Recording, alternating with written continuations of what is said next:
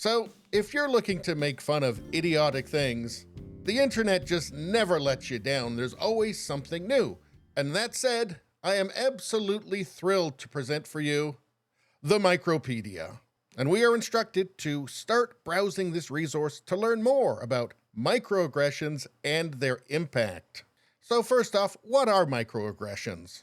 Well, microaggressions are everyday snubs and insults that marginalized groups face.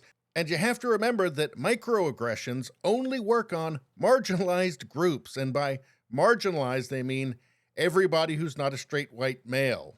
And it's a great thing that we have this Micropedia to reference, because if you didn't know what imaginary things to be upset about, well then I guess you wouldn't be upset, and that would be bad.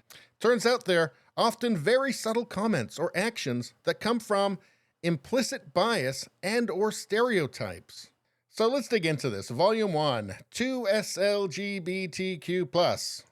Let's see, assuming bisexuality or pansexuality is just a phase. Well, I'm guessing that they've never partied with college girls before. Here's an interesting one. Were you even born when this or that happened?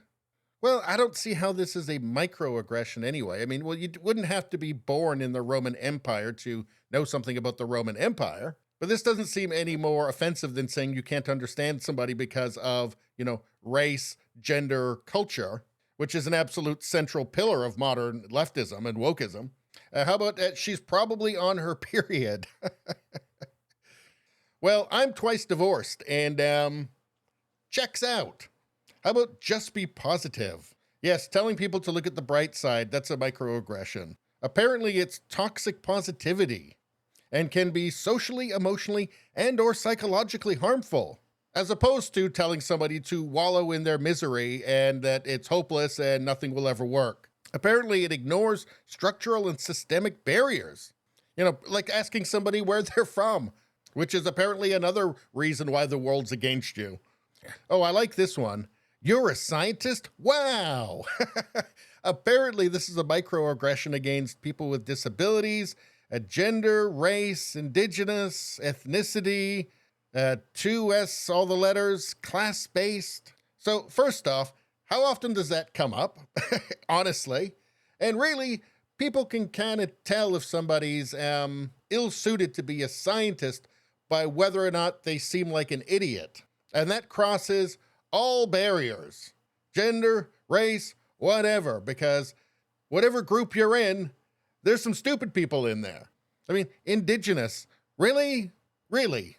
How many people out there really are just totally incredulous that an indigenous person could be a scientist? This really is a window into the mind of the elitist left, because nobody else thinks this way. Nobody thinks there's only one race that can be anything, or one ethnicity that can be anything. The people that they think have the problem don't have the problem. It's them. And these people really need to buy some mirrors. Oh, and just in case you thought there might be one thing in the world that's not a microaggression and therefore racist or sexist or whatever, they added, I know what you mean. Yeah, Micropedia, I think I know what you mean. You mean there's no way out of this morass that you've created. There's no way to not be what you pretend you're fighting against. And look at this, 2S LGBTQ+, age, class-based, disability, ethnicity. Why not just say everything except straight white men? There, solved. You don't have to do all of these anymore. Why don't you just say what you mean?